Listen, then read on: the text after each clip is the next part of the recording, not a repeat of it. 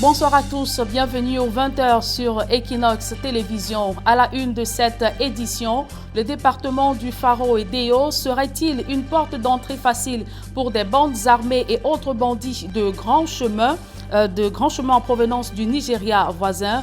La question se pose au moment où une information confirmant une attaque armée a fait descendre sur tinière des hauts gradés de l'armée dans cette localité. Lions indomptables de la belle épopée 1990, le cadeau tant attendu est enfin arrivé, 30 ans après la décision de Paul Biya qui octroyait ses logements aux héros de l'Italie 1990. Voilà pour le sommaire.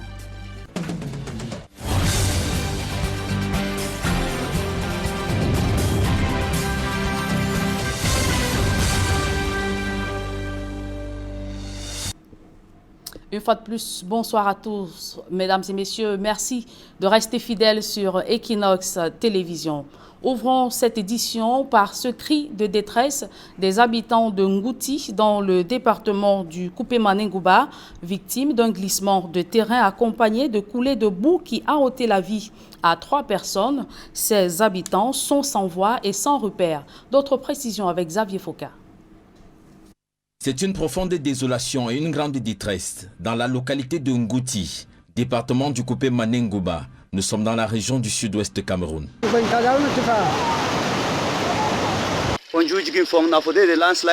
La dizaine de villages que compte cette commune a subi la fureur d'un glissement des terrains accompagné d'une grande coulée de boue qui ont fait 3 morts, créant de vastes cratères et rendant la localité méconnaissable.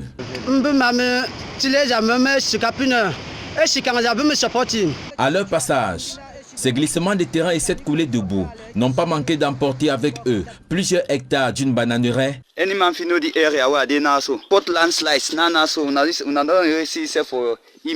une vaste cacaoyère.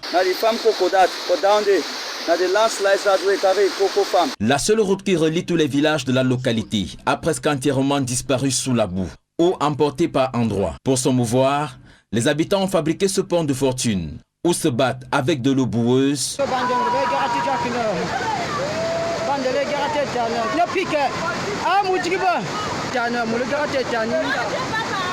ou se faufilent comme ils peuvent à travers ce qui reste de la végétation.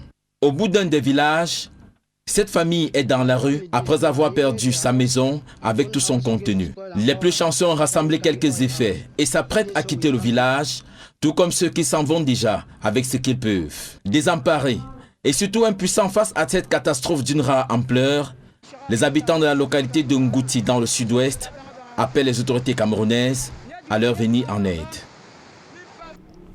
À présent, les images de l'accident mortel survenu ce matin à Bizar, cette localité de la commune de Figuil, a été le théâtre d'une collision entre 2 véhicules de transport interurbain, l'un allant à Maroua et l'autre revenant à Bizar.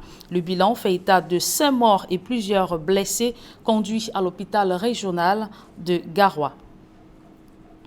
Et la jeune étudiante abattue au domicile du sous-préfet de Lokoundie à l'Océan entame son dernier voyage.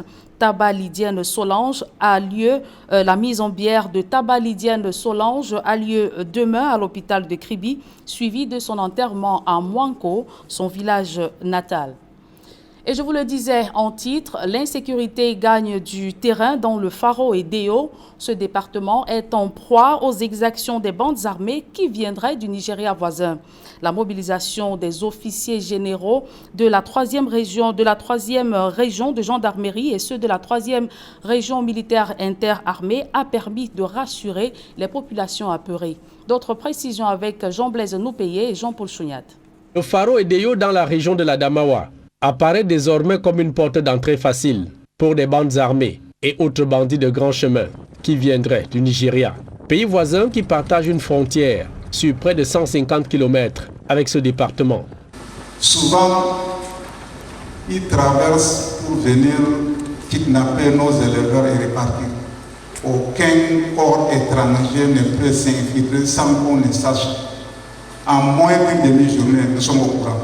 Donc ils font des incursions dans notre territoire pour chercher de quoi manger et nourrir leurs hommes. Mais on ne sait pas après ce qu'ils vont encore faire. Peut-être ils cherchent à grossir leur rang pour pouvoir commettre d'autres forfaits. Cette côte d'alerte de l'insécurité peut débarquer ici en toute catastrophe tous les hauts gradés de la 3e région militaire interarmée et de la 3e région de gendarmerie. Presque du venez voir pour les populations de Tignières qui n'avaient jamais vu autant de généraux et colonels se bousculer dans leur localité. À l'issue des vidéos que vous avez remarqué, vous avez vu sur les réseaux sociaux, parlant d'un soi-disant rébellion en création à notre frontière ouest, nous sommes descendus pour s'assurer que les mesures que nous avons prises portent les fruits. Basés à Garoua, ces officiers généraux et officiers supérieurs de nos forces de défense viennent prendre toute la pleine mesure de la situation d'insécurité sur un terrain devenu propice aux exactions de toutes sortes, kidnapping avec exigence de rançon, vol de bétail et récoltes enregistrées ces derniers mois. Les malfaiteurs qui écument les zones rurales vivent dans les villages. Il s'agit donc pour ces chefs-là de collaborer, de dénoncer systématiquement et de renseigner nos hommes qui sont sur le terrain de manière à nous permettre d'anticiper et de prendre des décisions au bon moment pour que les actions qui sont menées sur le terrain soient efficaces. Vous devez faire en sorte que les liens entre vous restent étroits et que les criminels soient recherchés et ramenés à la justice. Et si vous traitez cette population avec beaucoup de conscience, vous aurez plus de renseignements et le travail sera facile. En quittant ce département très enclavé pour allier Ngaoundéré à 140 km de là, le général Loubazal de la 3e région de gendarmerie et son frère d'armes Agar Robinson de la 3e région militaire interarmée ont prescrit à tous leurs éléments vigilance sur d'éventuels individus armés qui tenteraient de passer par le Faro et Deyo pour déstabiliser le Cameroun, déjà confronté à plusieurs défis sécuritaires. À l'est Cameroun avec les rebelles centrafricains, à l'extrême nord avec Boko Haram et les séparatistes anglophones des régions du sud-ouest et du nord-ouest. Et comment mettre fin aux colossales dépenses dans les activités de dragage du port autonome de Douala? L'entreprise, chaque année, l'administration portuaire engage près de 5 milliards de francs CFA pour mener cette affaire. Un choix hautement onéreux qui impacte négativement sur les performances de l'entreprise. Et que faire? Quelle solution pour sortir de ce gouffre à sous? Élément de réponse dans ce reportage de Donald Brice Kamgan et Georges Mitterranda. Depuis 2015, le port de Douala dépense en moyenne 17 milliards de francs CFA chaque année pour réaliser l'ensemble de ses activités de dragage. En 2018, l'enveloppe a même culminé à 22 milliards de francs CFA, exorbitant pour une entreprise mue par des objectifs de performance et de bonne gouvernance. Le gouvernement a demandé de sortir de ces coûts intenables dus à la gestion des opérations de dragage par des privés. L'option du dragage par une régie interne dédiée a donc été arrêtée. Les ressources mobilisées en investissement de cet important projet s'élèvent à 26,2 milliards de francs CFA, puis la coopération et de la collaboration tripartite entre le PAD, un partenaire hollandais et une banque locale. Les contributions de divers acteurs institutionnels et privés ont permis d'acquérir une drague et des équipements nécessaires. Pour le PAD, l'autonomisation de l'activité de dragage a au moins un triple objectif: réduction drastique des coûts, création d'une centaine d'emplois, garantie de la souveraineté de l'État. Il s'agit de matérialiser concrètement une décision stratégique du gouvernement prise depuis 2008 de faire en sorte que notre pays reprenne en main la gestion de l'exploitation du dragage du chenal, des plans d'eau, des DAS et des puits de quai du port de Douala-Bonaké. Pour reprendre en main ce service stratégique de dragage, qui est une mission régalienne très importante de l'État, à savoir assurer l'entretien permanent de la voie d'accès au port. Il est attendu de la régie du dragage la lutte contre l'ensablement et l'envasement du port, défi incontournable pour le développement de l'activité portuaire. Notre objectif, il est clair. Cette activité se doit d'être la plus efficace possible pour contribuer au développement du Cameroun, à travers, bien entendu, la performance du port autonome de Douala. À l'inverse des sociétés ayant assuré le dragage du port de Douala jusque-là, la nouvelle régie doit optimiser l'activité, mais pas seulement. Elle a une fonction commerciale puisqu'elle est censée assurer des rentrées financières au PAD. Et les jeunes du programme Enable Youth Cameroun dans la rue les lassent de réclamer des clarifications au sujet du dysfonctionnement de ce programme coordonné par le MINADER. Les stagiaires viennent de protester devant la primature. D'autres précisions avec Guy Zogo.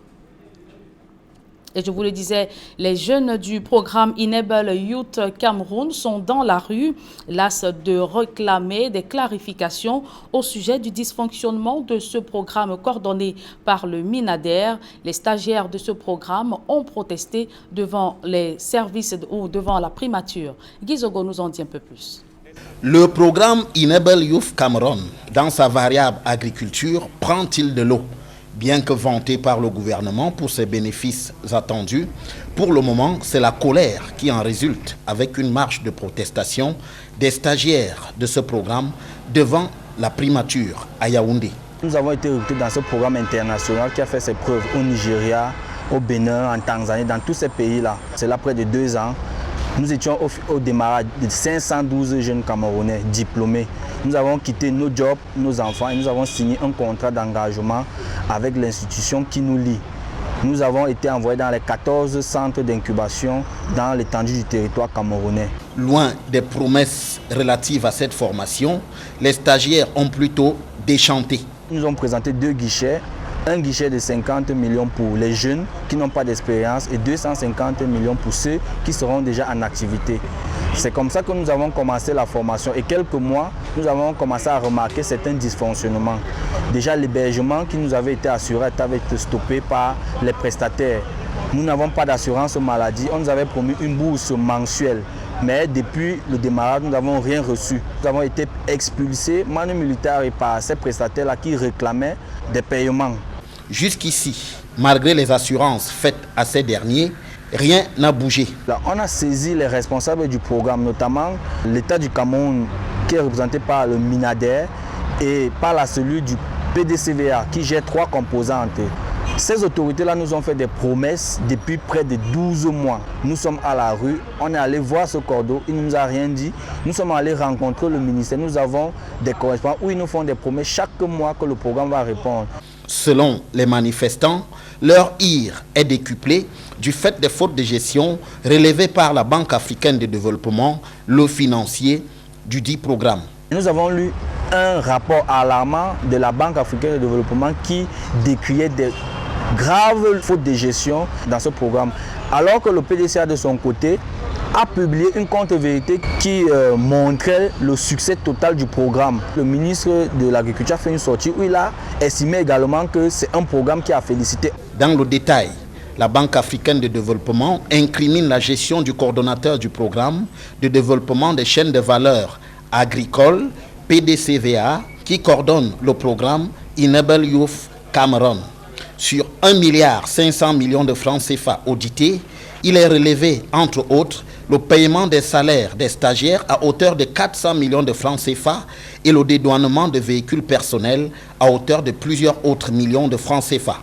En marge de cette protestation, 7 manifestants ont été interpellés et relaxés le lendemain. Depuis, l'Institut international d'agriculture, ITA, partenaire technique de ce programme, a indiqué aux stagiaires avoir corrigé leur projet. La BAD, elle, exige le changement du coordonnateur du PDCVA avant tout nouveau financement.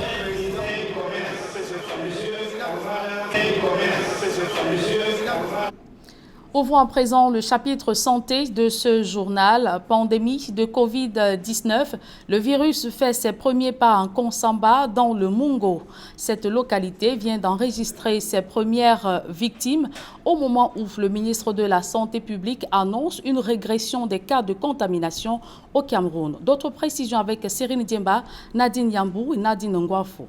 L'île de Konsamba, dans le département du Mungo, compte ses premiers cas de coronavirus. À ce jour, une trentaine de cas déjà recensés dans tous les districts de santé, parmi lesquels les personnels soignants. Nous avons déjà effectué plus de 700 tests, parmi lesquels nous avons une trentaine de personnes testées positives, un cas confirmé de décès. Je crois que ces statistiques nous permettent de confirmer, de porter à la population de Konsamba que le virus est bel et bien parmi nous. Malgré cela, nous avons observé un relâchement dans le respect des mesures barrières. À l'hôpital régional de Konsamba, unicentre de prise en charge, la vigilance est de mise. Le personnel médical est en avant-garde pour accueillir d'éventuels malades. Il est question pour nous d'aider à faire une sensibilisation globale sur le Covid en vue du testing, du tracking et du traitement de tous les patients qu'on peut trouver dans la communauté porteurs de Covid. Tous les autres patients testés positifs sont actuellement déclarés guéris. Nous n'avons actuellement aucun patient qui soit en quarantaine ou en confinement. Voilà le bilan à peu près au niveau de l'hôpital régional de Konsamba. Ici à Konsamba, la riposte contre la pandémie du coronavirus s'organise. Une dizaine de postes de dépistage seront installés dans les grands carrefours de la ville et des volontaires sont formés à cet effet. Et sur le plan national, la courbe épidémiologique régresse considérablement. L'épidémie est désormais maîtrisée avec un taux de guérison de 91%. Dans les hôpitaux, les services retrouvent progressivement leur fonctionnement habituel. Le nombre d'hospitalisations dans ces formations sanitaires et autres centres agréés Covid-19 est en baisse de 4 à 6%.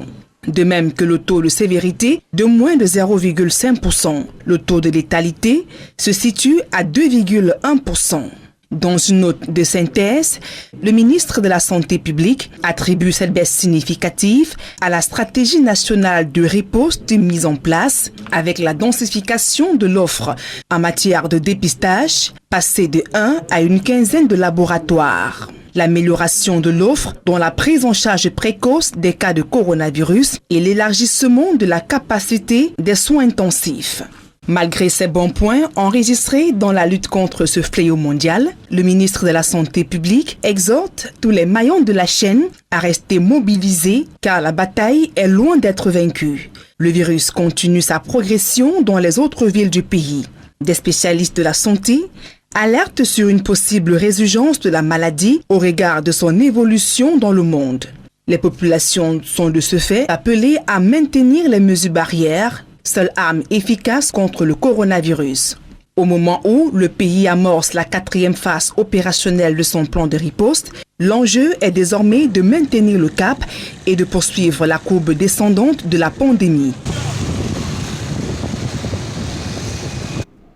Et quelle est la situation épidémiologique sur le continent africain? Les cas de contamination à la maladie à coronavirus ont chuté.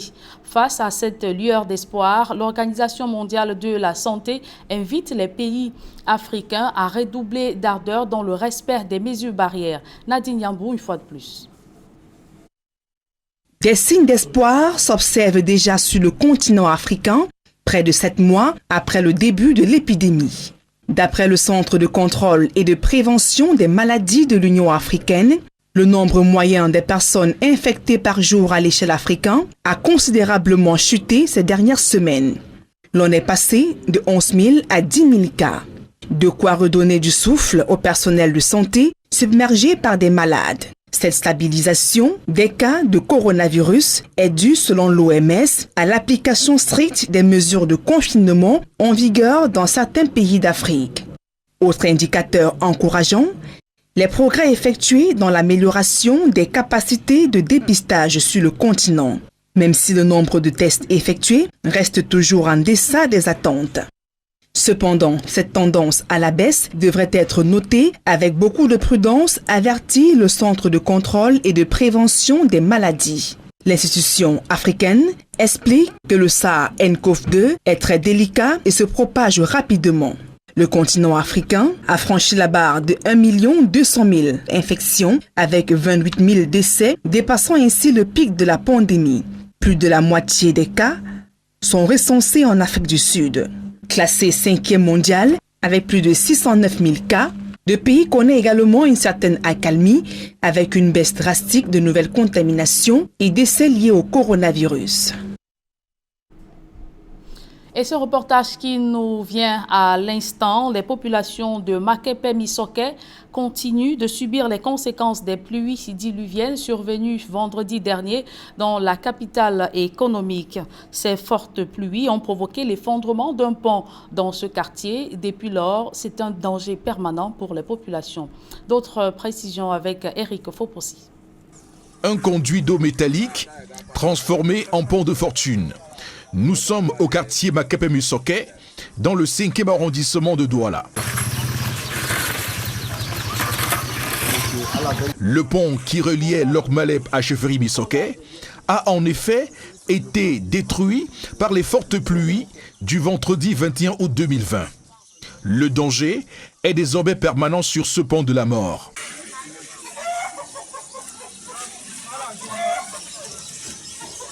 Un jeune du quartier, tentant lui aussi une traversée, aurait perdu la vie. Voilà les gens qui traversent sur le tuyau que vous voyez là.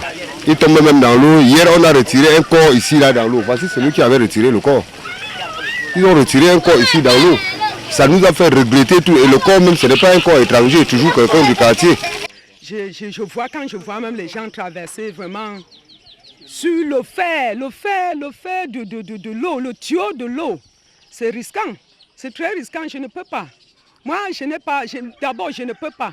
Je préfère, je n'ai pas l'argent, je marche à pied pour aller contourner par Bokom, aller au marché, que de traverser ici. Le problème ici est au-delà des récentes pluies. Les habitants de Makepe-Misoke ont depuis toujours été confrontés aux multiples effondrements de ponts à cet endroit.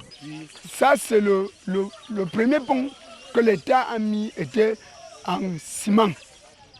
Ça a mis plus de 7 ans. Maintenant, l'eau a toujours fait se casser. La population, la mairie a mis un autre pont. La mairie a mis un autre pont. C'est encore cassé. La population aussi, ça c'est le 4e pont. En 2012, le pont-ci, la dalle que vous voyez à l'intérieur, est d'abord tombée. Les ministres sont descendus, les gouverneurs, les délégués du gouvernement, tous les membres, les maires. Mais on n'a pas eu de solution jusqu'aujourd'hui. L'histoire s'apparente désormais à la chanson du pont qu'on attend, mais le pont ne vient pas. Jusqu'aujourd'hui, le pont est tombé alors qu'on avait dit que attendez le pont. Attendez le pont. Quelquefois, on a dit que le projet du drain devait passer et faire le pont. Nous ne savons pas si le drain va passer ou ça m'a empiré parce que... La situation a fini par exaspérer tout le monde. L'incompréhension domine, l'on se sent désabusé.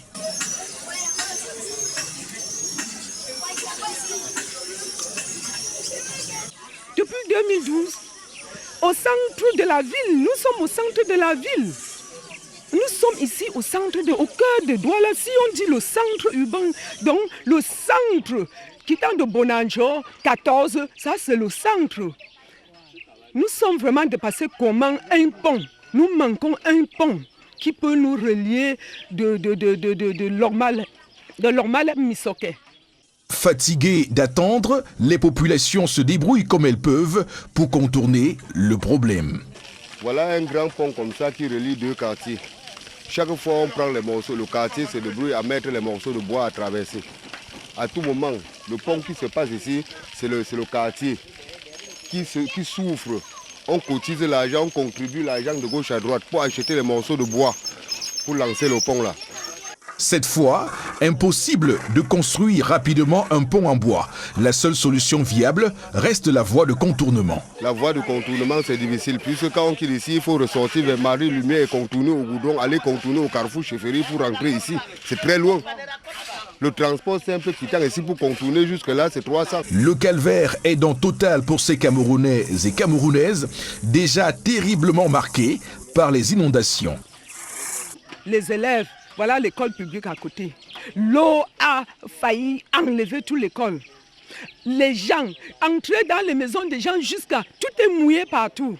Nous sommes désolés, nous sommes vraiment, monsieur le président de la République, faites quelque chose. Ou vous faites, je ne sais pas, le gouvernement camerounais, faites quelque chose, nous sommes fatigués ici. Bon, il faut que le gouvernement se débrouille à penser à nous. C'est tout ce que je peux dire.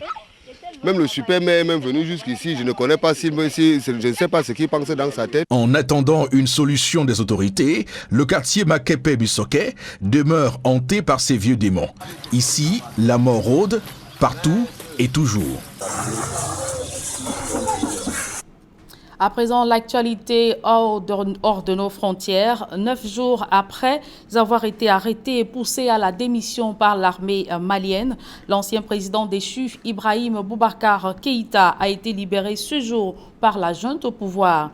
La CEDEAO avait fait de la remise en liberté de l'ex-président un préalable à un assouplissement des sanctions à l'endroit de la junte. Akinwumi Adesina, réélu à la tête de la Banque africaine de développement. À l'issue des assemblées annuelles qui se sont achevées ce jeudi, le Nigérian a été reconduit à l'unanimité pour un deuxième mandat de 5 ans. Parlons sport à présent. Chose promise, chose due. Les héros du Mondial 90 ont reçu ce jour les clés de leur logement 30 ans après la promesse du chef de l'État. C'était au cours d'une cérémonie solennelle présidée par le ministre des Sports et de l'Éducation physique au Palais des Sports de Yaoundé. Aïk Cyril pour le compte-rendu. C'est dans ces logements sociaux du quartier Olembe, une banlieue de Yaoundé, que certains lions indomptables ont reçu leurs appartements. La promesse du chef de l'État devient réalité 30 ans après l'épopée des Lions indomptables à la Coupe du Monde 1990 en Italie, ce qui dilue un peu la joie des récipiendaires. Nous sommes dans un pays où on a toujours l'impression que le footballeur est un homme à part, mais je ne pense pas. Je pense que le football, c'est un travail. Parce que pendant que les autres vont à l'école, les autres sont sur le terrain de foot. J'ai toujours demandé aux gens quel diplôme on donnerait par exemple à nos grands-parents au village, ceux qui arrivent à nourrir tout le Cameroun. Donc je pense que chaque métier mérite quelque chose de bien. Relégué au calendrier grec, le dossier d'octroi de logement aux héros de 1990 est remis sur la table à la faveur de la commémoration il y a quelques jours du 30e anniversaire de la victoire du Cameroun sur l'Argentine le 8 juin 1990. On a eu la chance cette fois-ci de tomber sur des gens qui ont compris l'importance de ce don du chef de l'État et qui ont voulu que ça s'accélère. Mais on est content que ça s'est passé ici. Le ministre de l'Habitat et du Développement urbain remet solennellement les clés au ministre des Sports et de l'Éducation physique. Célestine Kecha-Cortez lève également l'équivoque sur la qualité des logements décriés par une partie de l'opinion. Le don que vous recevez aujourd'hui n'est pas des moindres, contrairement à ce que certains ont laissé entendre. Car les logements que vous recevez sont construits dans des villes nouvelles, construites dans le respect des objectifs de développement durable. Ces sites également sont viabilisés et équipés, alimentés en services urbains de base, c'est-à-dire l'eau pour répondre à l'ODD 6, l'électricité pour satisfaire à l'ODD 7, énergie propre d'un coût abordable, des espaces réservés à la construction de brigades de gendarmerie et de la police. Mais pour couper court, certains lions, en recevant les clés de leur logement, affirment que du moment où il s'agit d'un cadeau, ils n'ont pas d'exigence particulière. Moi, je n'ai pas pensé à juger la qualité des appartements. N'oublions pas que ces appartements ne sont pas construits spécifiquement pour nous, ils sont construits pour les Camerounais. Et qui suis-je pour dire aux autres Camerounais que là où ils habitent n'est pas digne de Joseph-Antoine Bell? C'est un cadeau et le cadeau, vous le prenez et vous en faites ce que vous voulez. Des 22 lions de l'épopée 90, 3 sont décédés, mais les clés sont remises à leurs ayants droit. 15 lions ont choisi Yaoundé pour leur logement, tandis que 7 ont choisi Douala. Chaque appartement est bâti sur 88 mètres carrés et comprend 3 chambres, une terrasse, un séjour, une cuisine, une buanderie et 2 salles d'eau. Mesdames et messieurs, c'est avec ce reportage de Aïk Cyril que nous mettons un terme à cette édition du journal. Merci de l'avoir suivi. Retrouvez dans quelques secondes Serge Alotou pour la deuxième partie d'Equinox Soir. 30 ans après, les lions indomptables de l'épopée italienne sont désormais propriétaires de leur logement. Vous l'avez dit, Serge Alain Autour, les héros de la belle épopée de 1990 ont reçu ce jeudi au Palais Polyvalent des Sports de Yaoundé les clés de leur logement. Cette promesse, une promesse du chef de l'État Paul Biya qui se concrétise 30 ans après. Il faut le rappeler que cette concrétisation de la promesse du chef de l'État laisse comme un arrière-goût auprès des récipiendaires. Voilà, madame, monsieur, c'est donc l'essentiel. L'équinoxe, deuxième partie. Bonne soirée à vous, Julienne. Très bonne soirée à vous, Serge Alain. Rendez-vous demain. 20h.